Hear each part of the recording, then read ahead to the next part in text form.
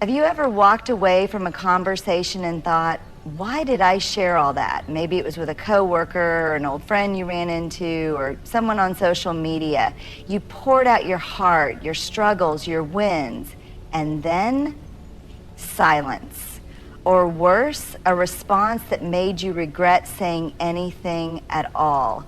We live in a world where we are told to be real, be authentic, put yourself out there. But here's the thing. Real authenticity isn't about broadcasting every detail of your life. It's about knowing who has earned the right to hear your story. Not everyone deserves access to your vulnerability. Sharing is not a currency you owe to the world. It's a gift you give to those who have proven they can hold it with care. Now let's be clear. Silence is not the same as secrecy. There's a difference between hiding and protecting, between withdrawing and choosing. We don't have to announce every move, every struggle, every joy. Some moments, actually many moments, are sacred in their privacy. And in that space, we find power. Because let's be honest, sometimes oversharing isn't about connection, it's about seeking validation. We want people to tell us, you're doing great, I see you, you matter. But the truth is, no amount of external validation will ever replace self-trust. When you stop telling everyone what's going on in your life, you start listening to yourself more. You stop looking for approval and you start feeling it within. There's also something to be said about the power of mystery. Some of the most powerful people don't speak about everything they're doing. They move in silence. They protect their dreams until they're ready to be seen. They understand that privacy isn't about hiding. It's about holding space for something sacred. Have you ever felt like you were spilling your heart out to someone only to be met with indifference or worse, judgment? That feeling of regret, of wishing you had kept things to yourself, is something we've all experienced at some point. And it happens because we forget a fundamental truth. Vulnerability is not something we owe to anyone. It is something we grant to the right people at the right time. We often hear that being open and vulnerable is a sign of strength, and that's absolutely true. But what we don't talk about enough is who deserves that openness. Vulnerability is powerful, but like any power, it needs to be handled with care. It's not something to be handed out freely to every acquaintance, coworker, or social media follower. It's something to be shared with the people who have proven they can hold it gently without breaking it or using it against us. Think of vulnerability like a home. You wouldn't leave your front door wide open, letting just anyone walk in. You decide who gets a key, who gets invited in for coffee, and who never makes it past the doorstep. Your personal experiences, struggles, and emotions deserve that same level of discernment. Not everyone is meant to know your deepest fears, your biggest dreams, or your private battles. Some people simply haven't earned the right to that information. Yet in today's world, especially with social media, we're often pressured to overshare. We're encouraged to be real, to tell our truth, to lay it all out there. And while there's a time and place for that, it's also important to recognize that not every truth needs to be told to every person. There is a profound difference between being authentic and being reckless with our vulnerability. So how do we decide who has earned the right to our vulnerability? The answer lies in trust. Does this person listen without judgment? Do they hold space for your feelings rather than rush to fix, dismiss, or critique them? Have they shown up for you consistently, proving that they can be trusted with your heart? If the answer is no, then maybe they aren't the right person to share with. This doesn't mean we walk through life with walls so high that no one gets in. It means we build gates instead of barriers, allowing the right people access while keeping ourselves protected from those who haven't earned that level of intimacy. Vulnerability is not about exposure, it's about connection. And the most meaningful connections happen when we share with those who have proven they are safe places for our truth. So the next time you feel the urge to open up, pause. Ask yourself, has this person earned my trust? Will they honor what I'm about to share? Am I sharing this because I truly want to or because I feel obligated to? Because vulnerability should never be forced. It should never be expected. It should be a choice, your choice. And the people who truly deserve your story, they'll never demand it. They'll simply create a space where you want to share it. We live in a world that glorifies constant updates. From social media posts to daily check-ins, there's an unspoken pressure to let people know what's happening in our lives at all times. If we're quiet, people assume something is wrong. If we don't share, they wonder what we're hiding. But here's the truth, choosing silence doesn't mean we're being secretive. It simply means we are protecting what matters most. There is a difference between secrecy and privacy, and yet they are so often confused. Secrecy comes from a place of fear, shame, or avoidance. It's when we actively hide things because we're afraid of judgment or consequences. But silence is often an act of self-respect. It's about knowing that not everything needs an audience. It's about understanding that some things, some moments, some experiences are sacred enough to be kept just for ourselves. Think about the most meaningful moments in your life, the ones that shaped you, moved you, or made you feel truly alive. Were they shared with the world immediately, or did they unfold quietly in the presence of only a few trusted souls? Some of the most beautiful and transformative experiences don't need public validation. They don't need likes, comments, or applause. They need time to breathe. They need space to be felt fully, without outside noise. Silence is also an act of power. It allows us to move with intention rather than impulse. When we constantly share every detail of our lives, we invite opinions, expectations, and sometimes even criticism that we never asked for. But when we hold certain things close, our dreams, our healing, our personal growth, we give ourselves the freedom to navigate them without interference. We become more in tune with what we truly want rather than what the world thinks we should want. And let's be real, sometimes people aren't asking about your life because they care. Sometimes they're asking out of curiosity, out of habit, or even out of gossip. Not everyone who listens is listening with good intentions. Some just want to collect pieces of your story for their own entertainment, and that's why silence is such a powerful filter. It separates those who truly care from those who are just passing through. There's also something to be said about the beauty of the unspoken. Some of the strongest connections we have with people don't require constant updates. True friends, true partners, true family don't need daily reports to know you're still there. They don't take your silence as distance. They take it as trust. They understand that when you're ready to share, you will, and until then, they respect the space you need. So the next time you feel like you should share something, pause. Ask yourself, am I sharing because I truly want to or because I feel pressured to? Does this moment need validation or does it need protection? Who am I sharing this with, and do they truly deserve to hold it? Because at the end of the day, silence isn't about withholding. It's about honoring. It's about knowing that your life is yours first, and you get to decide which parts are meant for the world and which are meant for you. Have you ever caught yourself waiting for someone to tell you that you're doing okay? Maybe it's a friend, a partner, a boss, or even a stranger on social media. You share an accomplishment, a struggle, or just an everyday moment, hoping for a response that reassures you, you're seen, you're valued, you matter. But what happens when that response doesn't come? When the likes don't add up, when the compliments don't flow, when the acknowledgement never arrives? If that moment of silence shakes your confidence, it's a sign that you've been outsourcing your self-worth. And here's the hard truth. As long as your sense of validation depends on others, you'll always be chasing something you can't control. Why do we seek validation? From an early age, We are wired to seek approval. As children, we look to parents and teachers to tell us we're doing a good job.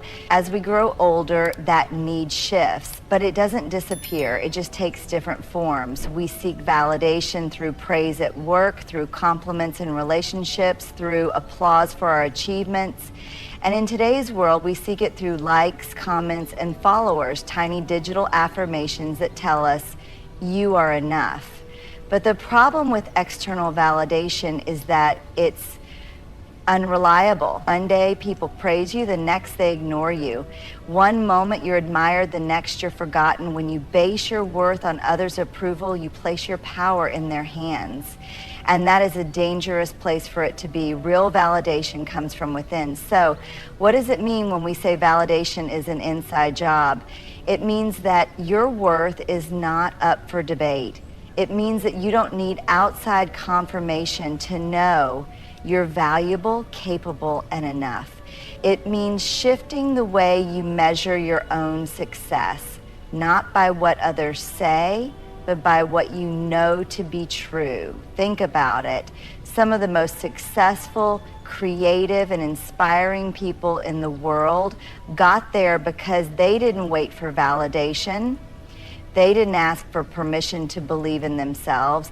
They didn't stop when others doubted them. They kept going because they knew deep down that they were on the right path, even when no one else could see it. How to cultivate internal validation. So how do you stop seeking external approval and start validating yourself? Here are a few key shifts. Define your own success. Instead of measuring your worth by what others think, create your own standards. What makes you proud? What feels right to you? When you set your own benchmarks, you stop needing others to tell you you're on the right track. Trust your own voice. Every time you seek validation, ask yourself, do I already know the answer? Most of the time you do. The question isn't whether you're good enough, it's whether you trust yourself enough to believe it. Detach from outcomes. Stop basing your self-worth on how others react to what you do. Whether it's a project, a decision, or a personal goal, remind yourself, I did this for me, not for applause, not for approval, just for me. Celebrate small wins without an audience. Can you feel proud of yourself even if no one knows? Can you accomplish something meaningful without broadcasting it? The ability to celebrate in silence is a sign of true confidence. Recognize the temporary nature of praise. External validation feels good, but it's fleeting. The same people who praise you today might ignore you tomorrow. That's why real self-worth has to come from within. The freedom of self-validation, here's the beautiful thing. When you stop needing validation from others, you become unstoppable. You no longer shrink when people don't notice you. You no longer second-guess yourself when approval is absent. You move through life with a quiet confidence, knowing that you decide your worth, not the world. And the irony, when you stop seeking validation, you often end up receiving it anyway, because people are naturally drawn to those who don't beg for approval. Confidence is magnetic, but the difference is you don't need it anymore. It's just a bonus, not the foundation. So the next time you find yourself waiting for someone to acknowledge you, pause. Instead of looking outward, turn inward. Remind yourself, I am enough. Not because someone says so, but because I decide so. Because at the end of the day, the most powerful validation you can ever receive is the one you give to yourself. In a world where everyone is constantly sharing their every move, there is something undeniably powerful about a person who doesn't reveal everything. A person who moves quietly, works diligently, and lets their actions, not their words, speak for them. Mystery is often misunderstood. Some see it as being distant, secretive, or unapproachable. But in reality, mystery isn't about withholding. Holding your power, holding your energy, holding your dreams close until they are strong enough to stand on their own. We've been conditioned to believe that visibility equals value, that if people don't see our progress, our growth, or our success, then it must not be real. But think about the most compelling figures in history, in leadership, in entertainment, even in your own life. The people who leave the strongest impressions aren't the ones who constantly talk about what they're doing. They're the ones who do, who surprise us, who show up with undeniable results, who carry an energy of quiet confidence. And that's because mystery is magnetic. Why mystery draws people in? Human nature is wired for curiosity. When something or someone is fully predictable, we stop paying attention. But when there's a sense of the unknown, we lean in, we want to understand, we want to know more. That's the power of mystery. It makes people intrigued, makes them wonder, makes them respect what they don't fully understand. Think about some of the most captivating people in your life. Are they the ones who tell you everything about themselves right away, or are they the ones who reveal themselves in layers over time? Mystery keeps people engaged because it signals that there's depth, something beyond the surface, something worth discovering. The downside of oversharing, in today's world, there's an expectation to constantly update people on what we're doing, to post our plans, our wins, our struggles, to make everything public. But the more we give away, the less value it holds. When you share everything, you take away the intrigue, you invite unnecessary opinions, criticism, and expectations that can weigh you down. There is a difference between being open and being exposed. Openness is sharing intentionally. Exposure is giving away too much too soon to the wrong people. And once something is out in the open, you can't take it back. When you keep certain things to yourself, your next move, your personal growth, your silent victories, you maintain control. You choose who gets to know, when they get to know, and how much they get to know. That is power. Moving in silence, the art of surprise. One of the most powerful things you can do is let your results speak for themselves. There is no better feeling than working quietly behind the scenes than showing up with something undeniable. Whether it's a career move, a personal transformation, or an achievement, you didn't feel the need to announce in advance. When you don't tell everyone your plans, you eliminate external pressure. You free yourself from expectations, from doubters, from people who project their fears onto you. You give yourself room to change your mind, to pivot, to grow without anyone watching or critiquing every step. This isn't about being secretive for the sake of it. It's about understanding that your journey is yours, that not everything needs to be performed for an audience, that some of the best moments in life are the ones that unfold without a script, without spectators, without unnecessary noise. How to cultivate mystery in your life. If you want to harness the power of mystery, start by practicing these habits. Speak less, do more. Instead of announcing what you're going to do, just do it. Let people see the outcome, not the process. Surprise is one of the greatest elements of power. Be selective with your shares. Not everyone deserves access to every part of your life. Share with intention. Some things are meant to be sacred, private, and protected.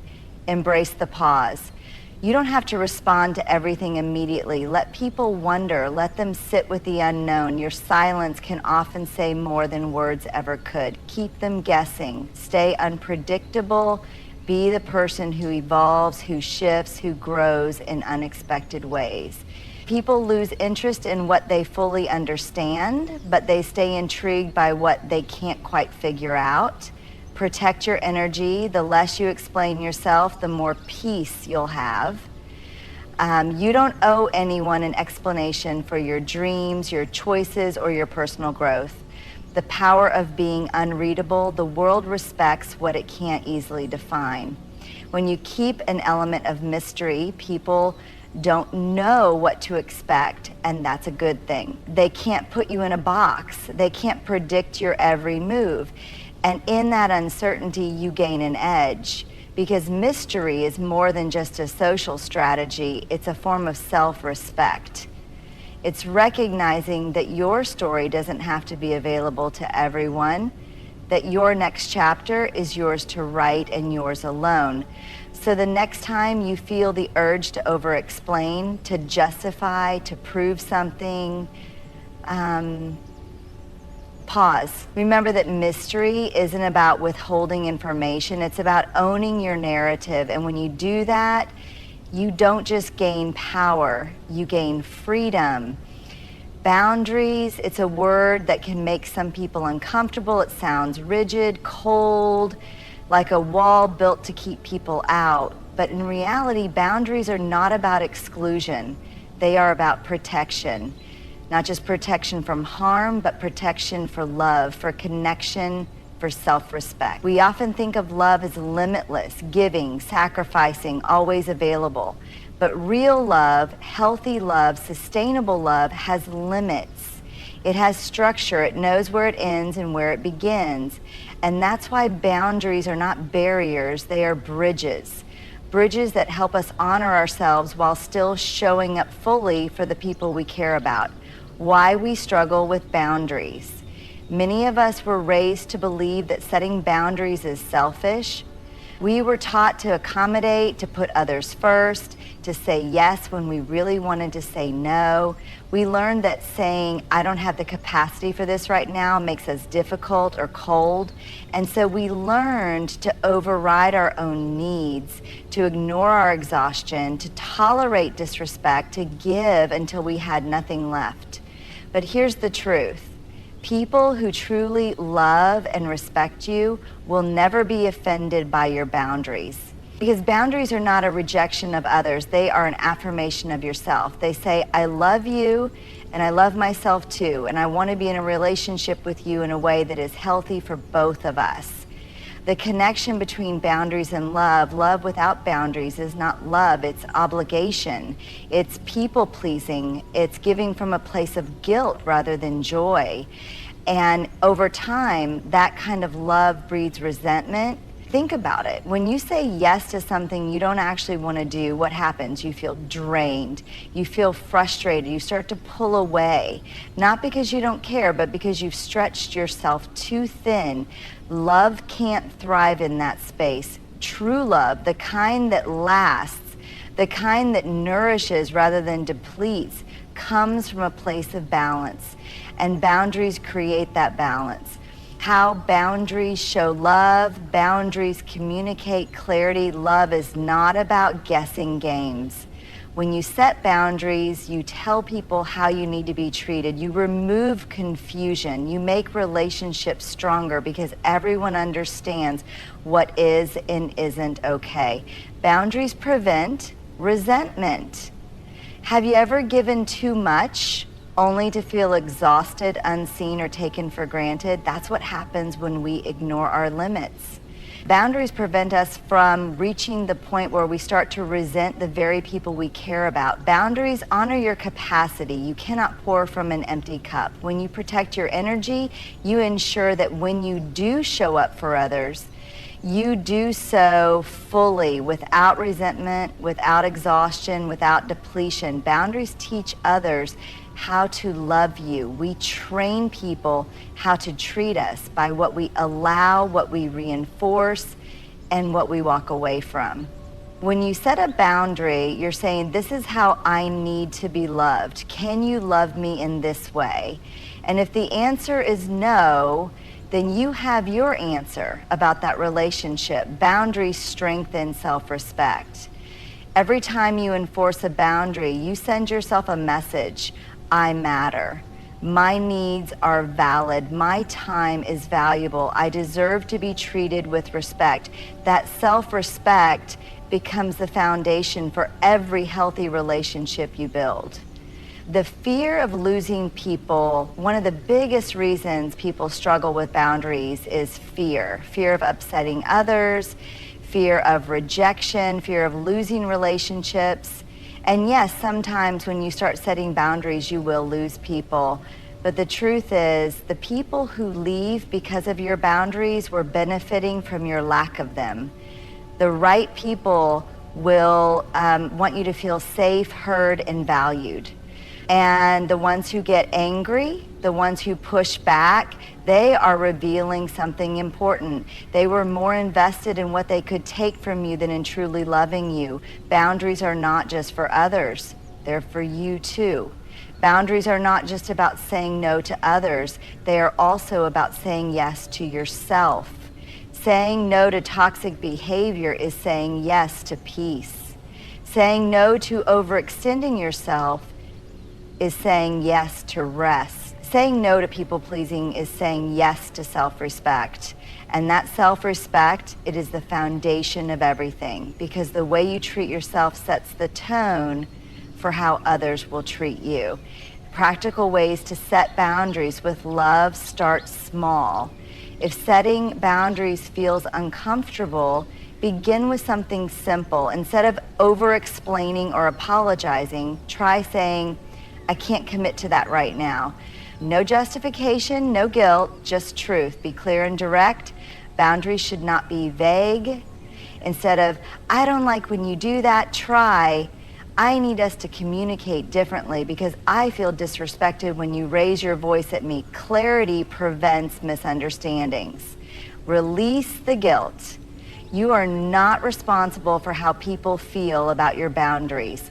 You are only responsible for setting them in a way that is honest and kind. How they respond is up to them. Expect pushback. Some people will test your boundaries. Stay firm.